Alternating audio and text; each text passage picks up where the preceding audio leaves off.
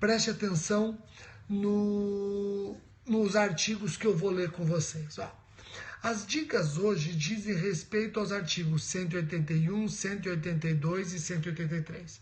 São artigos relacionados com escusas ou imunidades nos crimes patrimoniais cometidos sem violência ou grave ameaça à pessoa. O artigo 181 traz a chamada escusa absolutória ou imunidade absoluta. O 181 diz que está isento de pena quem comete crime contra o patrimônio em prejuízo do cônjuge na constância da sociedade conjugal ou de ascendente ou descendente. Bom, vejam. O artigo 181, nos crimes contra o patrimônio cometidos sem violência ou grave ameaça à pessoa, em face de cônjuge ou ascendente e descendente, ele diz que o agente fica isento de pena. Tá ok? Então, vamos imaginar o filho pratica o furto do pai. O filho subtrai patrimônio do pai. É um furto do descendente contra o ascendente. Repare que o artigo 181 diz que, neste caso, o agente está isento de pena, tendo praticado o crime contra o patrimônio sem violência ou grave ameaça à pessoa contra seu ascendente. Tá ok? Então vamos agora às dicas. O artigo 181, inciso 1, diz que está isento de pena o agente que pratica o crime patrimonial contra seu cônjuge. Primeira observação. Ao falar em cônjuge, exige-se essa sociedade conjugal. Mas a doutrina diz que a imunidade prevalece mesmo na separação de fato. Então, cônjuge, mesmo separado de fato, tem imunidade. Rogério falou cônjuge, abrange união estável? Abrange união estável. Mas isso é analogia, Rogério, não é? É analogia, mas é uma analogia in bonam partem. É uma omissão involuntária do legislador e na omissão involuntária eu posso suprir a lacuna para favorecer o réu. A analogia em bonam partem. Inclusive, essa união estável pode ser homoafetiva. Tá ok? Então, as dicas a respeito do artigo 181, inciso 1. Fala que está isento de pena quem pratica o crime contra o patrimônio em face de cônjuge, abrange separação de fato, abrange união estável numa verdadeira analogia em bonam partem, e quando se fala em união estável, também abrange a união estável homoafetiva. Tá ok? Calma, tem gente perguntando a respeito da Lei Maria da Penha, eu já vou falar dela. O 181, inciso 2, diz que está isento de pena quem pratica o crime contra ascendente ou descendente.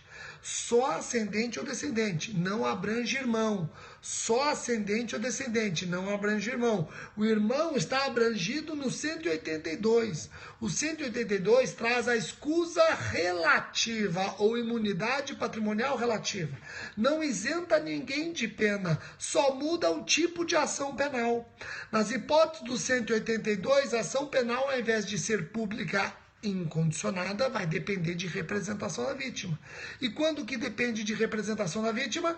Quando o crime contra o patrimônio é praticado contra o cônjuge separado judicialmente. Hoje é cada vez menos os casos, são cada vez menores os casos de separação judicial. Hoje nós temos direto divórcio, mas nos casos de ainda eventualmente retratar uma separação judicial, os separados judicialmente não tem imunidade absoluta, tem imunidade relativa, o agente não está isento de pena, mas a ação penal passa a depender de representação do cônjuge separado vítima.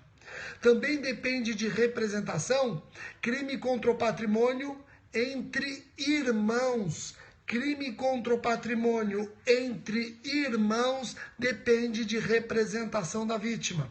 E por fim, também depende de representação da vítima, crime entre tio e sobrinho com quem o agente coabita. Entre tio e sobrinho com quem o agente coabita. Tá ok?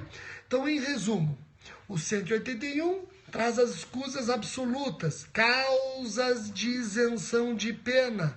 E o agente está isento de pena se pratica o crime contra o cônjuge, mesmo que separado de fato, ou na união estável, mesmo que homoafetiva. Também está isento de pena se pratica o crime contra ascendente ou descendente. Não abrange o irmão. O irmão está no 182. O 182 fala da escusa relativa. Não é hipótese de isenção de pena, mas de condição específica de procedibilidade. O crime deixa de ser de ação penal pública incondicionada e passa a ser condicionada à representação da vítima. E quando que é condicionada à representação da vítima?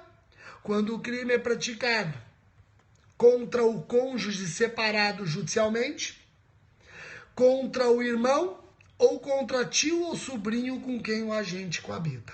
Eu vi alguém me perguntando, Rogério, e o neto e o avô? Neto e o avô é crime entre ascendente e descendente. É o 181, né, gente? Neto e avô, ascendente e descendente, é o 181.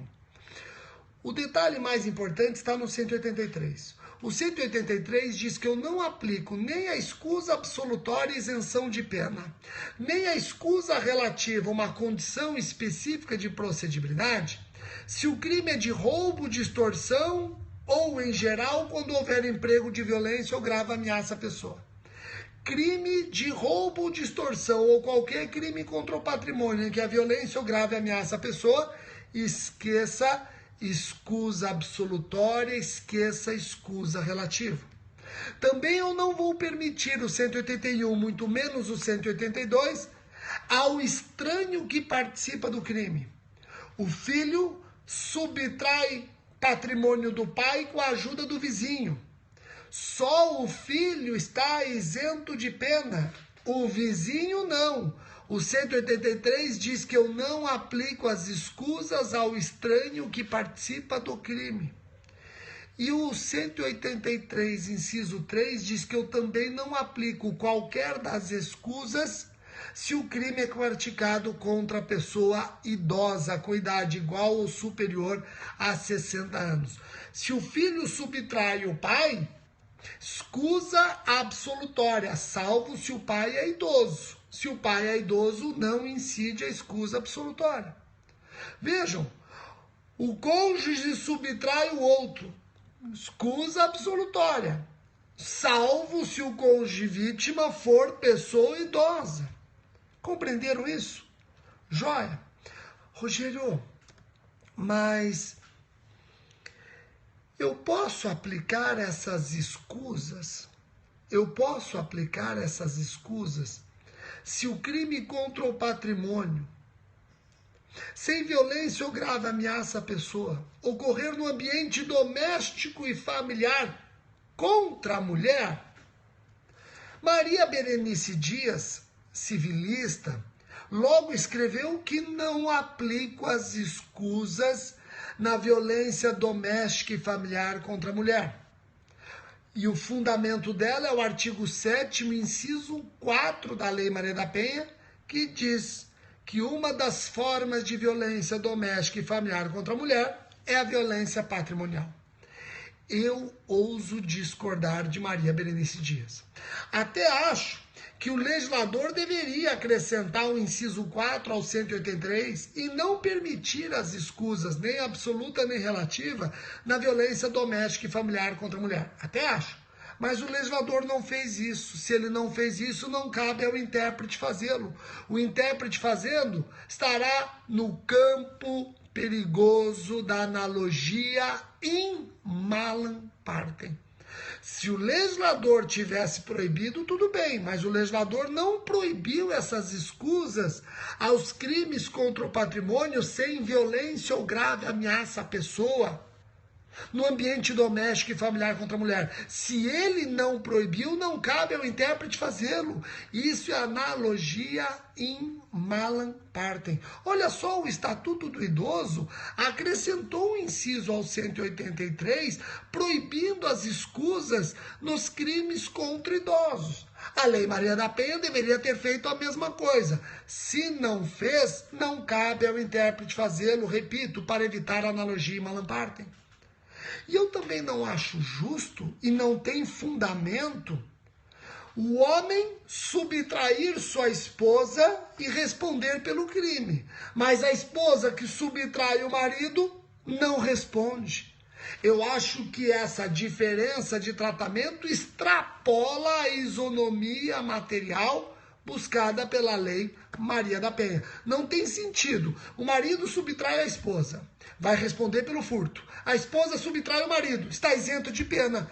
Eu acho que é um tratamento diferenciado que não se justifica. Não se justifica. Tá ok? Joia? Então essas eram as dicas que eu tinha para dar para vocês hoje a respeito dos artigos 181, 182, 183. Terminamos os crimes contra o patrimônio.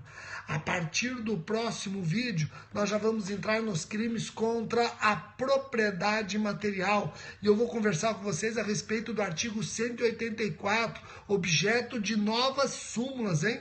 Então, o próximo vídeo, aguardem, vamos falar do 184, tá ok? Muitíssimo obrigado pela atenção de todos e até o próximo vídeo. Tchau, tchau.